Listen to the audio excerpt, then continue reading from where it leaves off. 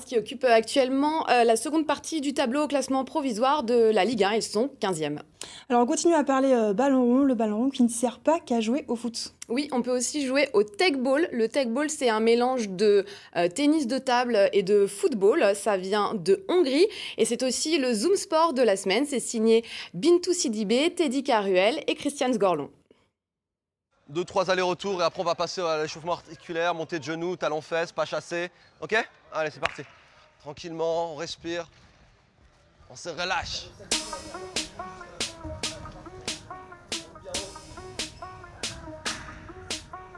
Ce soir-là, l'entraînement a lieu sur la pelouse synthétique d'un complexe de futsal.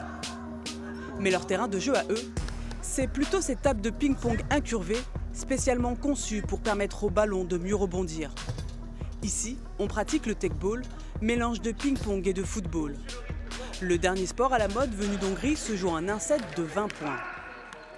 Il y a des règles qui sont assez compliquées à gérer. Il ne faut pas toucher 2 fois de suite avec la même partie du corps. Il faut changer de combinaison à chaque fois. Donc il faut être réactif, attentif, concentré et puis avoir quand même des qualités techniques pour pouvoir faire des échanges. C'est un sport assez mental vu qu'il y a 3 touches de balle maximum. Donc on doit vraiment rester concentré. On se rapproche un peu du ping et aussi un peu l'acrobatie.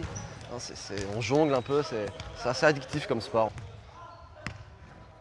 Allez, ou 3 touches. On va sur le côté, on finit de la tête. 3 touches.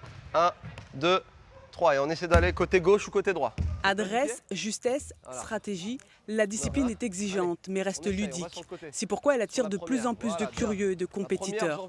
Il y a un an a été créé à Reims le premier club français, le seul en Champagne-Ardenne. Parti avec 3 licenciés, le Reims Métropole Tech Ball en compte aujourd'hui une quarantaine. On a un petit peu une pluralité de joueurs qui viennent. Donc on a des boxeurs, des anciens boxeurs, donc aussi étonnant que ça puisse paraître. On a des anciens pongistes, on a des gens qui ont pratiqué la discipline du football.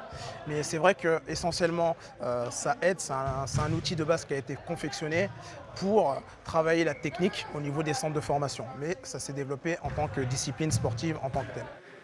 Ce simple outil d'entraînement a désormais sa Coupe du Monde. 40 pays ont été sélectionnés, parmi lesquels le Cameroun, unique représentant de l'Afrique. À quelques semaines de la compétition, les futurs adversaires des Bleus s'entraînent avec l'un de ses membres, Farid Green, vice-champion de France. Une chance pour Hubert et ses coéquipiers. Les Français, oui, ils ont plus d'expérience parce que ils ont déjà fait pas mal de compétitions internationales.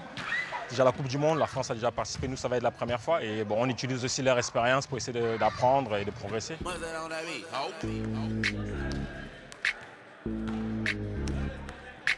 Bien joué. Oui. Rendez-vous donc le 12 et 13 octobre prochain pour assister au sacre des meilleurs tech ballers du monde.